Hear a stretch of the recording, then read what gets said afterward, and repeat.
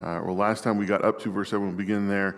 I was realizing this when I went to move. I have one that doesn't have verse divisions in it, so I have bookmarks to help me keep track of where I want to be. And I realized I don't need to move my set of bookmarks because I've gotten to the way I organize them. I've gotten up to the end of the book, so we're getting close to the end of Ecclesiastes. So we'll finish up or talk about the second half of chapter 11 here this morning. And then we'll see how things go from there. But before we begin that, before we start with that, we'll have a word of prayer here. So if you'd pray with me, please. Father in heaven, we thank you for this day. We are grateful to you, Father, for giving us another day in which to live, for creating the world in which we live, for giving us ourselves, life, and giving us even more so, Father, the opportunity to know you. We are grateful for you to reveal yourself to us through your word, and we ask that you would bless us at this time as we study from it, as we think about it and talk about it, that we may better understand how to live lives in accordance with your will and to do the things that bring you glory and honor. We are thankful for all the many things that you have done and continue to do for us, Father, but we are grateful most of all that you sent your Son Jesus and that he was a sacrifice on our behalf to redeem us, and we pray these things in Jesus' name. All right. So as I say, I got up to about verse 7, and I'm trying to decide how much farther I want to read on down through this. Let me make sure that I'm in the right verse here. I think I'll probably finish the chapter.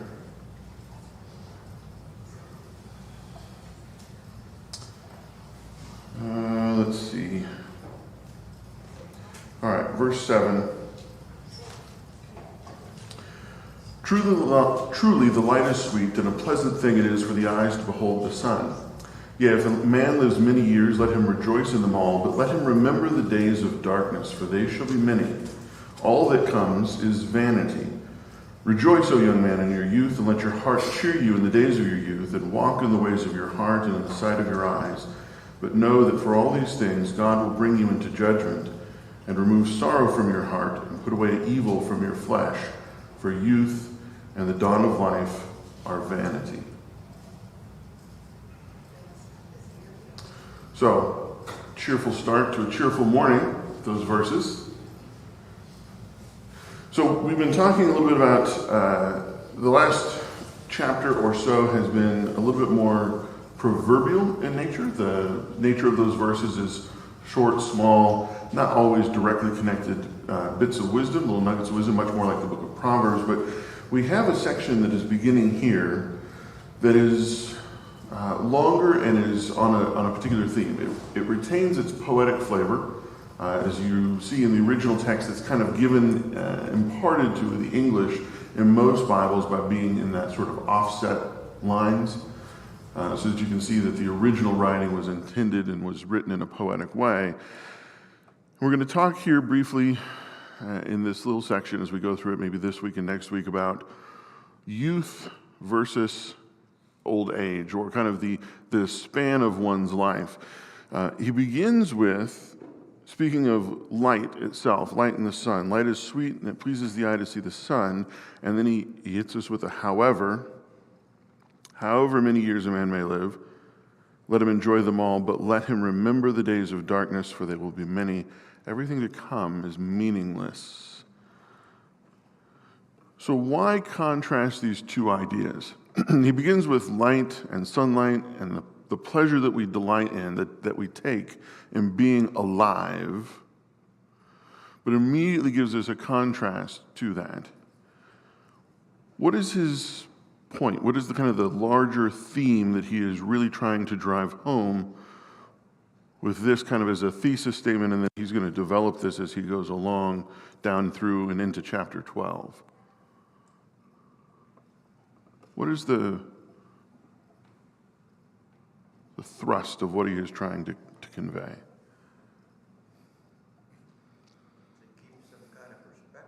Okay, to maintain our perspective. It's important not to get too caught up into any one thing, right?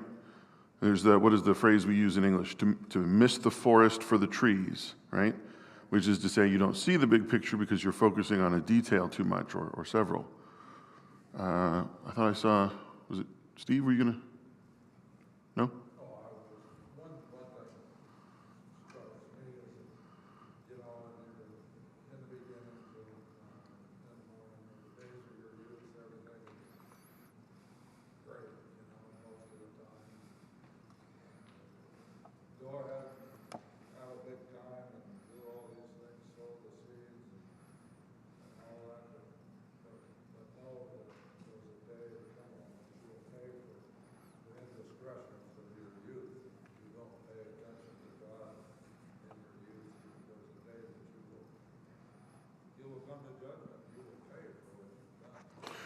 Sure. The idea in other places of reaping and sowing, right? That as you do things in the beginning, you will have to have the consequences of them later, whatever those may be, right? That things will follow naturally, and that there are things that will have to come in the later part of our life or after our life even.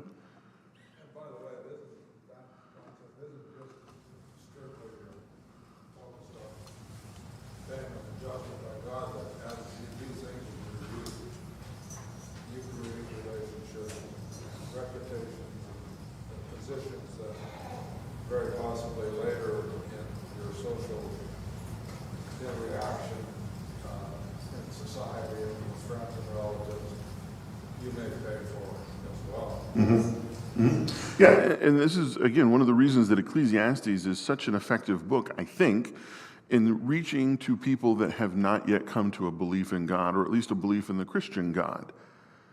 That it is an apprehensible bit of wisdom that you can look at and recognize from your own life and your own experiences, right? That whether you believe in God, whether you're looking at this in a religious context, once you start to get a bit older and you have some perspective to look back on the way things were, you recognize that passage of time, right?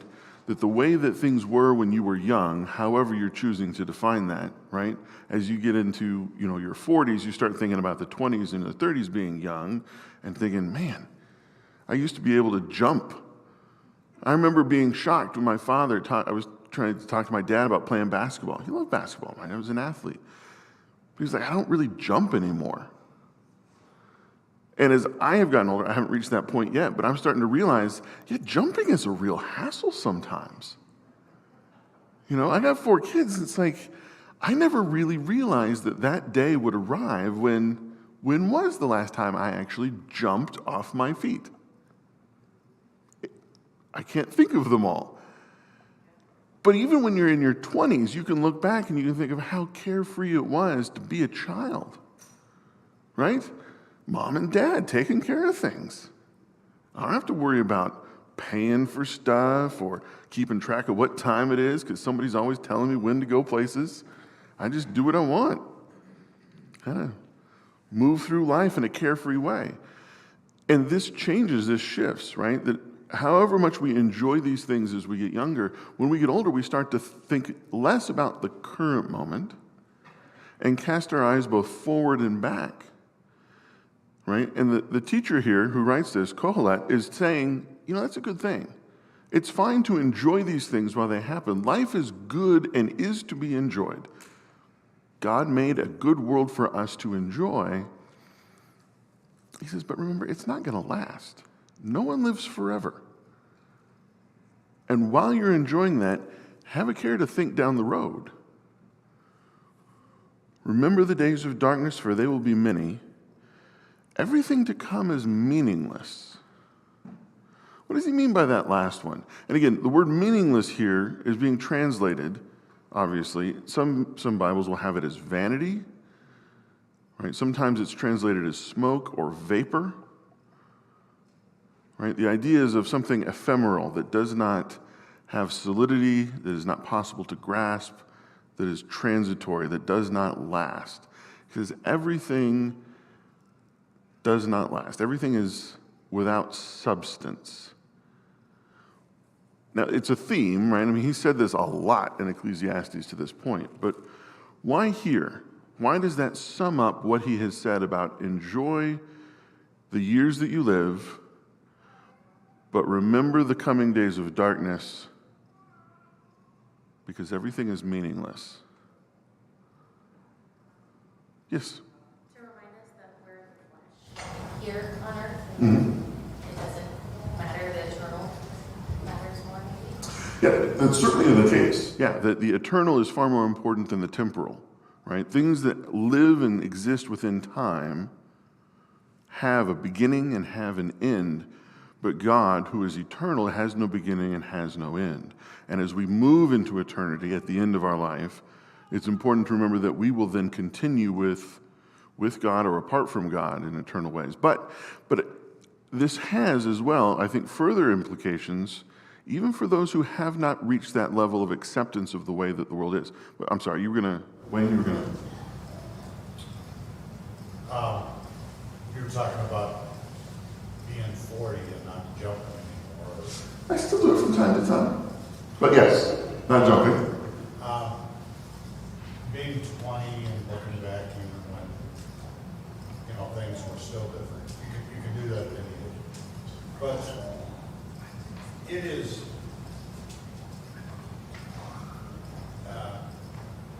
I'm not old, but I'm older. And there are things that I really enjoy, or things that really bug me. Something that really hurt us years ago that came and went when you look back so fast. It's like moving past things at 100 miles an hour. You will have those times. By the time you think you got life with, you do have dark times. But you got to understand that those dark times are also going to move pretty fast, just as fast as the good stuff. And so enjoy what you got. Understand there's going to be some rough patches, but it isn't all about just this. That's the whole deal. Things will move on. And I think I was reading, I won't say who or what, but I was reading a post on Facebook yesterday, and I'm kind of tracking this person. And, sometimes you circle the rabbit hole, and you see that it's a rabbit hole, but you get yourself down into it, even knowing where you're, probably not the way to go. But you got to understand you can escape that. You just got to move on. And I think we lose track of that sometimes. And I think that's what he's saying here. Enjoy it. It's here for you. But, man, there's going to be some differences in your life that you really can't control. Yeah. It's certainly everything that is made, right? It talks about this, and you go back in Genesis, right? That when God creates the world, he sees that it is good. And God makes these good things, and he's created a good world for us to inhabit, to experience, to enjoy, to participate in. But this little bit of wisdom here at the very end of verse 8, that everything is meaningless, refers, I think, to everything that occurs within this world. That it cannot give you that meaning for your life that all of us so desperately seek and want to have. And it is a reiteration of the things that have come before in this book about chasing after money will provide no meaning, and chasing after pleasure in your life will provide no meaning, and you will find them empty at the end when you have tried them. And even trying to pursue creating a legacy will have no meaning, because once you are gone, you have no control over whether people continue to build or tear down what you have done. And it cannot provide you with that eternal, timeless meaning that we all wish to have and hope to see in our lives. Yes? Well, I think right after he says this, he goes on to say things like, be happy, let your heart give you joy, banish anxiety, cast off troubles.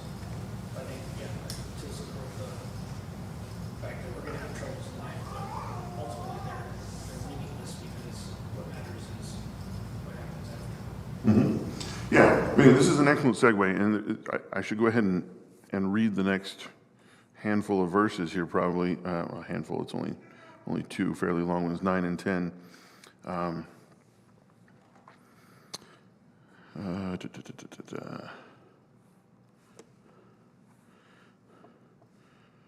Rejoice, O young man, in your youth, and let your heart cheer you in the days of your youth, and walk in the ways of your heart and in the sight of your eyes. But know that for all these things, God will bring you into judgment and remove sorrow from your heart and put away evil from your flesh. For youth and the dawn of life are vanity. So again, we start out with the hopeful side of things, or the cheerful side of things. Right? This is almost a recapitulation of what the previous two verses were. Enjoy being young. Being young is fantastic. Everyone in this room, well, okay, there's a couple very small people that are still really getting to it in the middle of it, really getting going. But most of us have done that and moved past it. And it was great. It was great. But once we get down to the end, I mean, the things in the middle are the things that you can do, right? Following the ways of your heart, whatever your eyes see, you can pursue these paths. Your life is full of opportunity, right? The world opens up before you. It's an amazing kind of feeling. But it doesn't stay that way. Speaking, I mean, for myself here, but I'm sure this is a somewhat, I don't know, universal is probably too strong, but a broader phenomenon. There's a day when you wake up, right? And I woke up and I realized I've been working in an insurance company for 20 years. And I wasn't probably ever going to work a different kind of job than the one I had. I mean, maybe a little bit, but I sure wasn't ever going to be a fighter pilot like I wanted to be when I was a teenager. You know? And all those kinds of adventures and things that you dream about, like, you know what, I could go backpacking through Asia or something. That'd be amazing. Nah, not with 4 kids, I'm not. I'm not going to do that. And those things are gone to a degree. But I had plenty of good times. And at the very end, ultimately, those things you do, those wonderful adventures you take, all those kind of bright ideals as a youth, they don't mean anything. They don't. They're good. It's such an interesting dichotomy because they are good to have, they are good to experience, they are good to enjoy.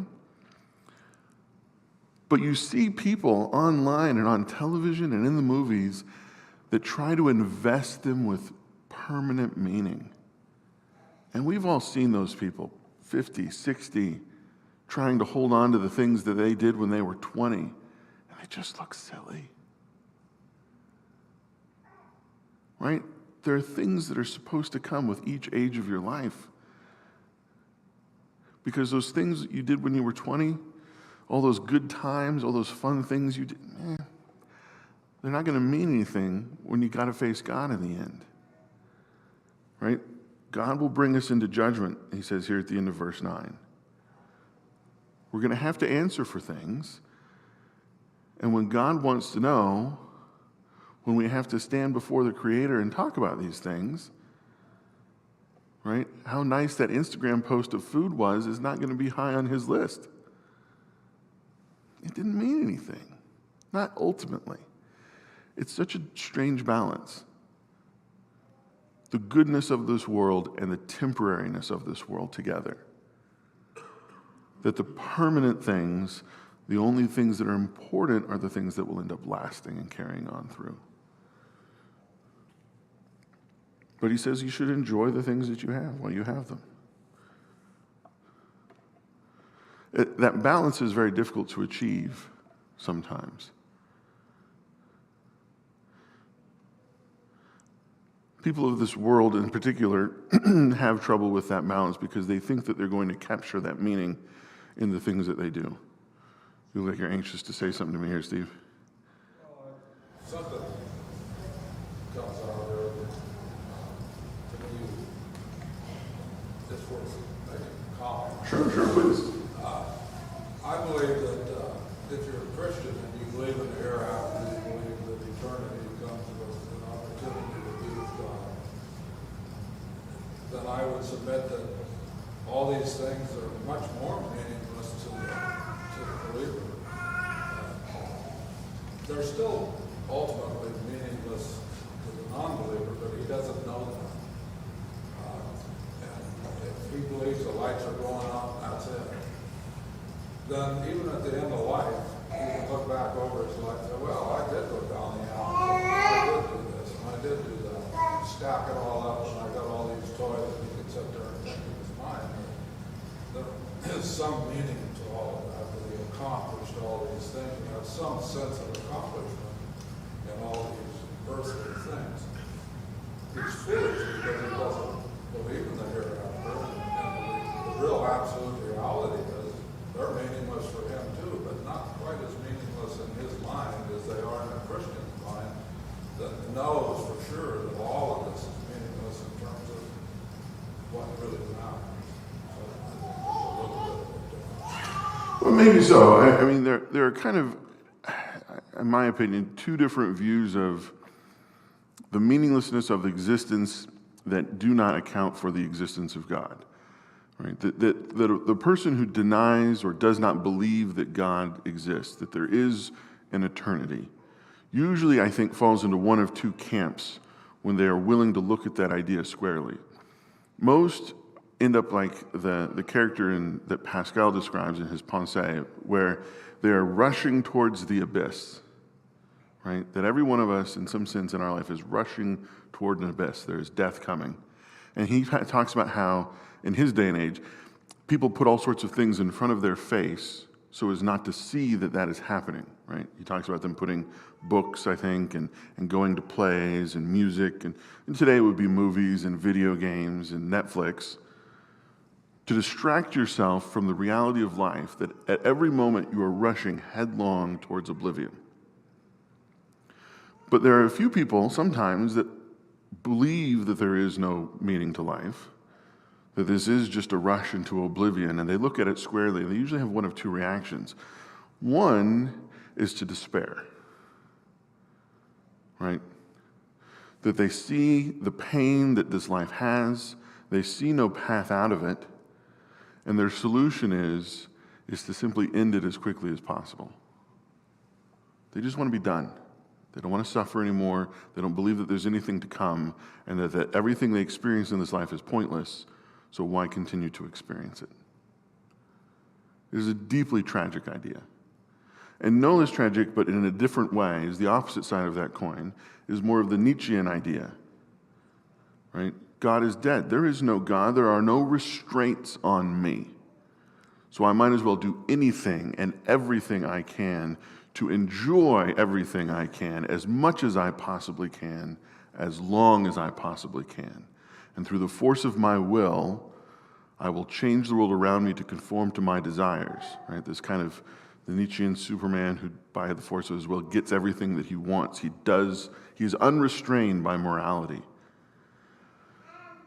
Right? That they can acquire as much as they can and enjoy as much pleasure as they can, as long as they can, and then when it's over, boom, it's done, and I don't have to worry about it anymore because there's no consequences for anything that I do beyond this world.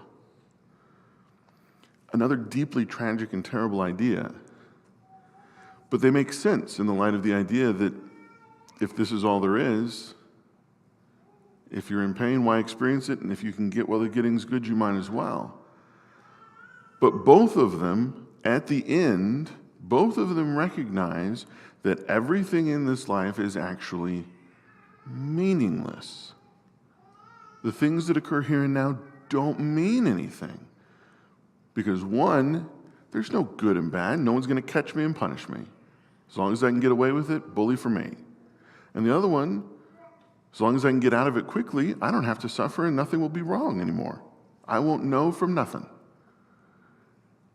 They're terrible ideas, but they recognize, both of them, this truth here, that there is the meaninglessness of the temporal life itself.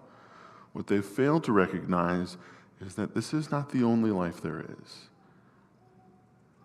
That there is one to come, and that is the one where the meaning exists because it lasts. It has permanence. Wayne, you were going to, I'm sorry, I was kind of rolling there, and I think that there is kind of a third way. Okay. The two ways you described are absolutely true. But I think in today's world, there's a third way, and that's a mix of those two. When you look around at what, well, I'll make you a perfect example. We're gonna all be dead in 12 years.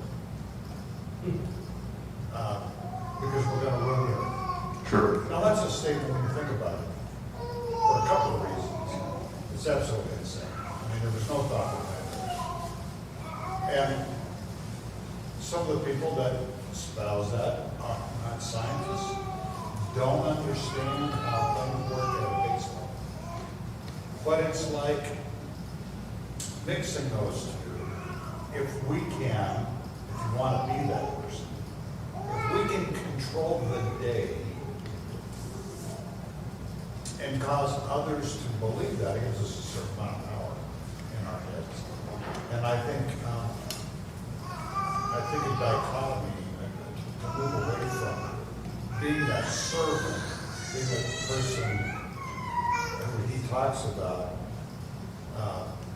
being the one that can be more rewarding. The more we get away from that and put it back on me, the further you get away from that. And I think that also causes a certain amount of despair. If you're kind of losing that power I have today, Sure. if you try to take that away from me, I'm gonna really react. I don't disagree at all. I think, though, that, and as much as I hate to, because I think these ideas are especially timeless, it feels like a mistake to sometimes get too bogged down into particular details of the time and place. Right? Because you want to blind yourself to the fact that, as Solomon, the teacher says at the beginning of the book, everything that has been will be again, everything that's been done will be done again, and it just goes in a big circle, right? That these ideas and the way people live don't really change that much. But you look at any sort of modern political project, right? The idea that you're going to save the earth from environmental catastrophe, or that you're going to rebuild the United States as it was at the time of the founding, or that you're going to expand freedom and democracy across the globe and everybody will live in peace and happiness, or that we're going to solve the problem of all diseases and world hunger, or whatever it is. We think these things, people think these things, and they set these things up as goals, but they're just as illusory in terms of providing meaning as the pursuit of wealth, right? Or the pursuit of power, or the pursuit of pleasure, or any of the things that Kohelet talks about, right? Let's say we can save the world, right? We'll assume everything that they say is correct, right? That the global warming is a problem, that mankind is causing it, that we have a short timeline to do it in. Let's just assume, we'll grant all those things and look at it from the perspective of Kohelet. What does that mean? We cut back on all our CO2 emissions, we successfully lower the world temperature, whatever it is. Wonderful. What guarantee do I have that people will still be doing that 100 years after I'm dead? What guarantee do we have that no one's going to start those factories up again, mine some more coal, and everything will be back the way it was today, 100 years after I'm dead? Well, I guess what I was saying is, you were talking about, you had a good analogy of putting a book in front of your face, or... Yes, it's a good one. It's not mine. Renee Pascal came it first, but... I mean, you brought that up. It's that we get so involved in what we think creates power for us. We're just so into it that we really don't see Yes. down the road. Yes. Those people are in that first category of people who have not yet confronted the meaninglessness of life. They are covering their eyes with something in order to avoid looking at it. Yeah. And it doesn't matter what it is, right? Right-wing, left-wing, communist, fascist, it doesn't matter. Any of these sorts of things, whether it's environmentalism, whether it's, again, utopianism of some kind, it can be the most charitable endeavor to try and save people on this planet. All of these things, right, trying to help people, that's good, that's fine. But don't think that it means anything in a cosmic sense, because one, you can't fix it forever, and two, none of it's going to last, right? It is your relationship with Jesus Christ that is the only thing that is really going to last in this life. Now, it can inform those things that we choose to do. It can inspire us to do these good works. It can be the source, right, of the fruit that we produce in our lives. right? That's why it talks about this, the fruits of the Spirit. These are the things that grow out of that are good. But those themselves are not the meaning that we have in life. The meaning in our life doesn't come from our self-control. It doesn't come from our own goodness. It doesn't come from our own patience. Those are outgrowths of that which gives us meaning, which is the redemption that we have through Jesus. Right? The hope of eternity that is placed within us, that is given to us by God when we accept that we are sinful, that we need a Redeemer. That is the only thing that then provides us with that eternal meaning. And everything else is an illusion. And eventually, hopefully for most of us sooner rather than later, but all of us eventually, I think, come to realize that. You know, it's just not going to matter. Everything that I'm doing here and now, it's going to fade away. What was it in the Gospels, right? Is it Matthew? Jesus talks about you lay up for yourselves treasures on earth where the moths and the rust destroy, thieves break in and steal. It won't last. It can't last. He says the only solution is to put your treasure, to put your investment into those things that are eternal. In heaven, where things cannot destroy them and no one will steal them away. Okay, I kind of monologued there. I got a little ranty. I'm sorry about that.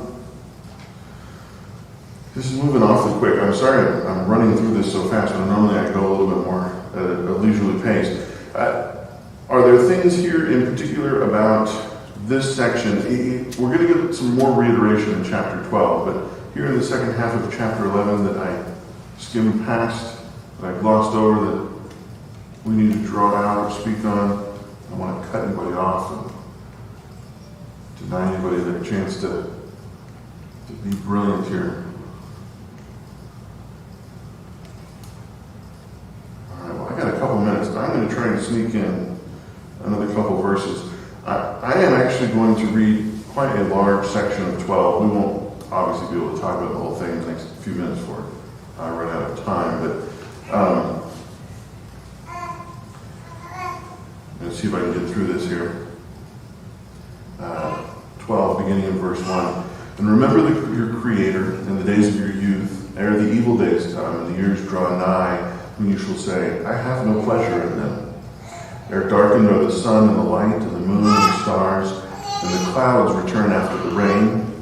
In the day when the keepers of the house shall tremble, and the strong men shall bow themselves, and the grinders cease because they are few, and those who look out of the windows shall be darkened, and the doors shall be shut in the street, when the sound of the grinding is low, and one shall rise up to the voice of a bird, and all the daughters of music shall be brought low. Yea, they shall be afraid of that which is high, and terrors shall be in the way. And the almond tree shall blossom, and the grasshopper shall be a burden, and the caper fruit shall fall. For man goes to his everlasting home, and the mourners go about the streets. Ere the silver cord is loosed, and the golden bowl is broken, and the pitcher is broken at the fountain, and the wheel broken at the cistern. And the dust returns to the earth as it was, and the spirit returns to God who gave it. Vanity of vanities, says Kohelet. All is vanity.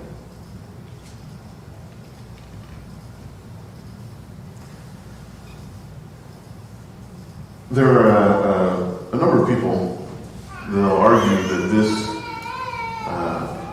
right here marks the end kind of a section of the book, that the book of Ecclesiastes is compiled by someone who edited it together, the words of someone else, which is of course entirely possible. That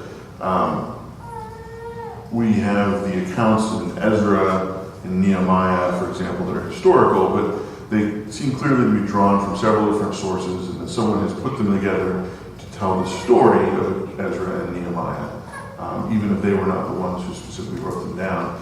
As well, again, we have a third person reference saying to Moses being the most humble man who ever lived, which comports strangely if we think he was the one who wrote the first 5 books, that he might say that about himself. But again, it doesn't quite so much matter for that as to believe that, as I think is true, that this is inspired and that this is the words of Solomon, most likely.